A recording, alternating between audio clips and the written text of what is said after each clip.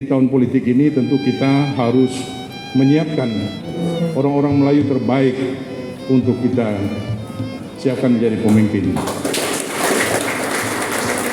Bapak dan Ibu sekalian, saya pernah jadi pengawas pemilu tahun 2003-2004. Saya pernah ketua KPU Kalbar 2008-2013. Insya Allah paham sedikit bagaimana konstelasi politik Melayu dan Kalbar secara umumnya dan bagaimana caranya kalau kita mau menang, gitu ya.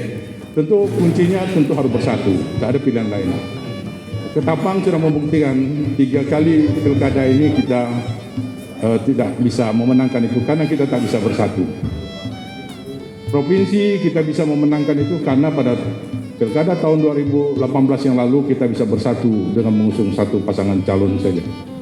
Nah, kalau itu bisa dilakukan oleh Kabupaten Ketapang saat ini, insya Allah kejayaan 15 tahun yang lalu bisa kita lakukan.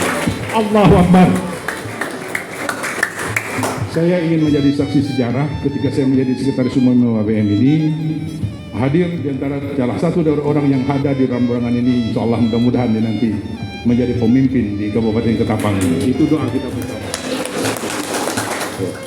Itu tentu harus dengan keikhlasan, kerja keras, dan tentu kemauan kita bersama. Karena memang yang paling sulit dilakukan dalam masyarakat Melayu itu kita mengenal kata musyawarah, tapi tak semua orang bisa menerima proses musyawarah itu dengan baik. Oleh karena itu mari mulai sekarang kita bermusyawarah, kita satukan tekad kita bersama. Kalau ingin memenangkan itu tidak ada pilihan lain.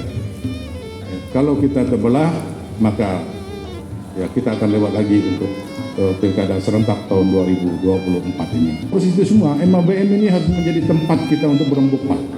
Karena di MABM ini tidak ada sekat-sekat partai, tidak ada sekat golongan lagi. Yang penting kita mementingkan kepentingan puak Melayu. Ya, jadi gunakan ini untuk, tapi tidak boleh membuat yang kita jaga itu jangan secara vulgar menggunakan MABM itu untuk kepentingan dukung-mendukung. Bermainlah politik tingkat tinggi, ya itu yang disebut high politik. Saya kira Bapak Ibu paham semua. Kita tahu siapa yang kita dukung, kita tahu siapa yang akan kita menangkan, tapi tak perlu itu diumbarkan kemana-mana. Tak perlu lah MABM membuat spanduk, misalnya membuat baliho di mana-mana mendukung A, mendukung ini, itu tak perlu.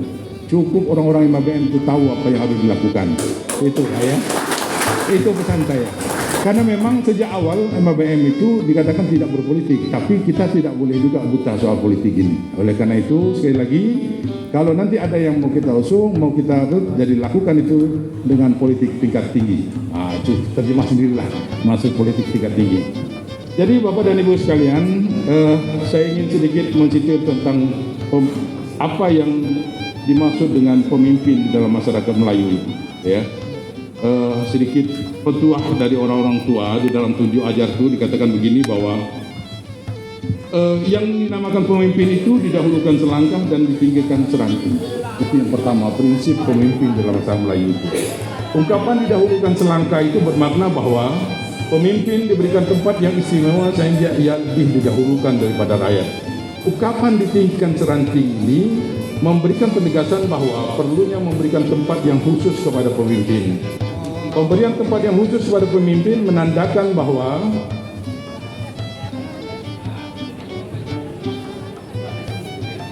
orang Melayu sangat menghormati pemimpinnya. Nah, ini penting bagi saya. Baik, saya lanjutkan lagi.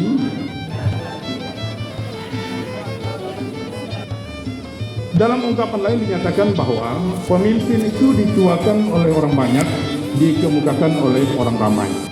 Ungkapan ini bermakna bahwa pemimpin itu disegani sebagai orang yang mempunyai kemampuan khusus dalam menyelesaikan permasalahannya. Pemimpin itu tidak mesti harus orang tua, tetapi dituakan.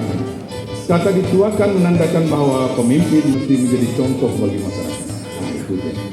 Dengan kata lain, perilaku dan perkataan pemimpin mesti selalu terjaga karena ia akan dijadikan model oleh masyarakat. Bapak dan Ibu sekalian, dalam tunjuk ajar Melayu dikatakan bahwa seorang pemimpin harus banyak taunya, seorang pemimpin harus banyak arifnya, seorang pemimpin harus banyak bijaknya, dan seorang pemimpin harus banyak cerdiknya. Jadi pilihlah pemimpin yang pada hari ini memiliki pengetahuan yang luas, orangnya arif, bijak, dan tentu cerdik. Dia tahu apa yang harus dilakukan untuk memajukan masyarakatnya.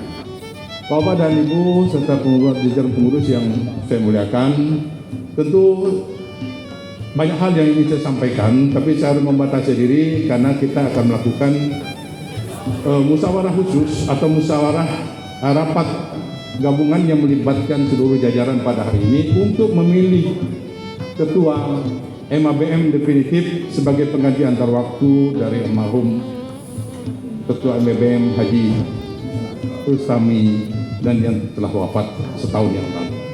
Kita doakan mudah-mudahan almarhum dilapangkan kuburnya, diampuni semua dosa-dosanya, dan tentu saja ditempatkan di sisi Allah Subhanahu wa Ta'ala.